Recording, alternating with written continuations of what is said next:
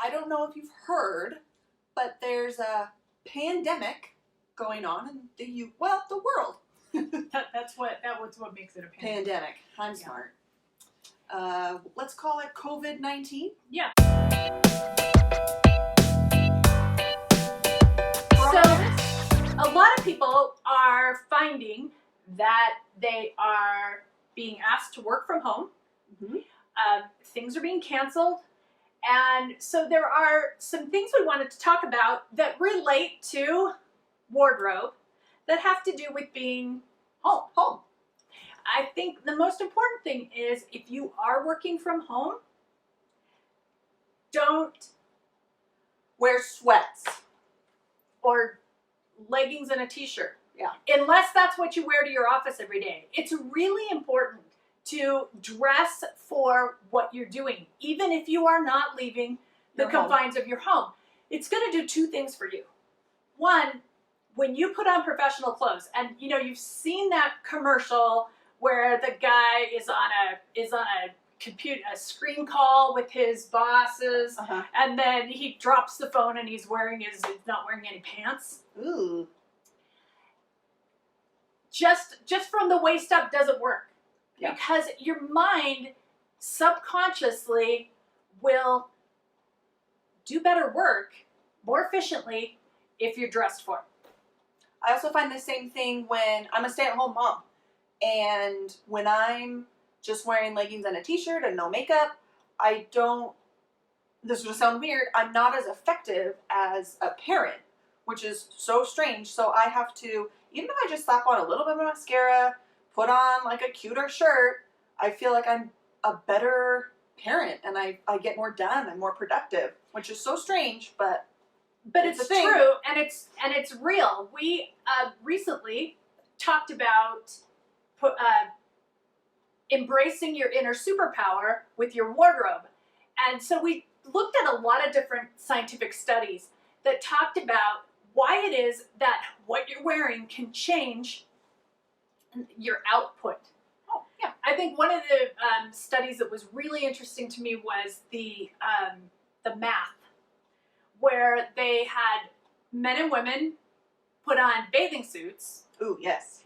And take math tests. I would not do well. Significantly, women wearing bathing suits while they took a math test did much, much poorer.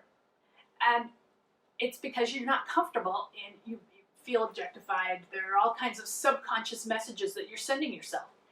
By the same token, if you want to do really well on a test, did I say this to you the whole time you were growing up? Yes. Dress for success. If you want to do really well on a test, you want to dress for that success.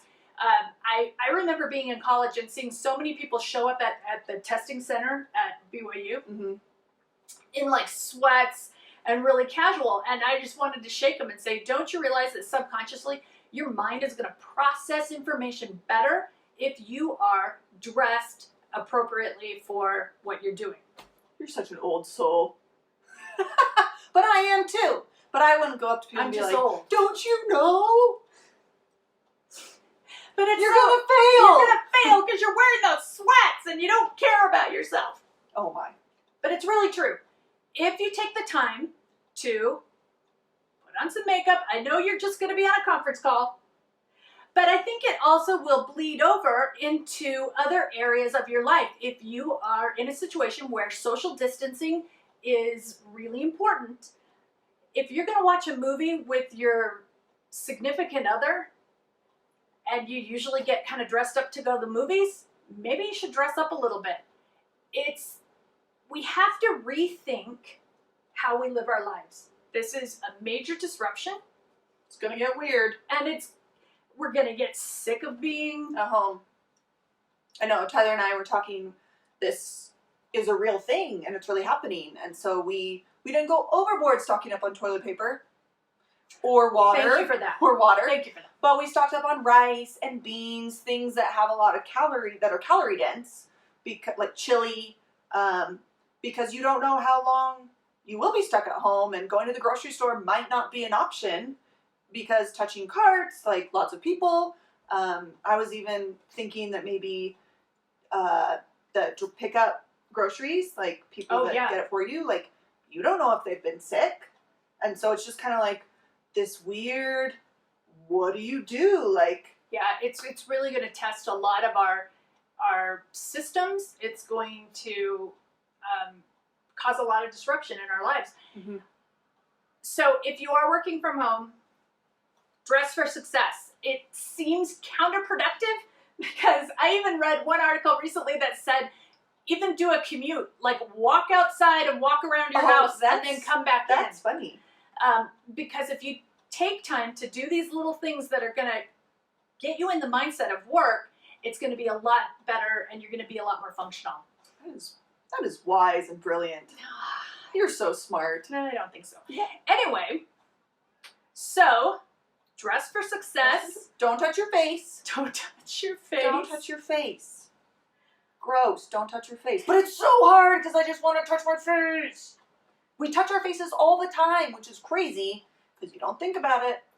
When you're touching your face, do you ever think, oh, I'm touching my face? I know. I'm always like wiping makeup off because, you know, it just starts to slide off during the day. It's falling off your face. It does. It starts to fall off, so I have to lift it back up.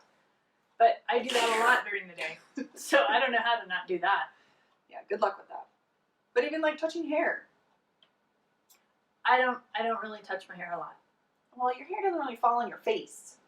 It's because I use a lot of hairspray. I should just chop my hair off. No. Nope. Not going to do that. All right, anyway. Stay clean, guys. Good luck.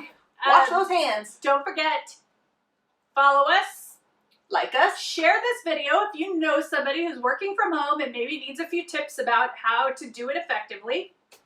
Share it with them. Thanks for watching. Bye.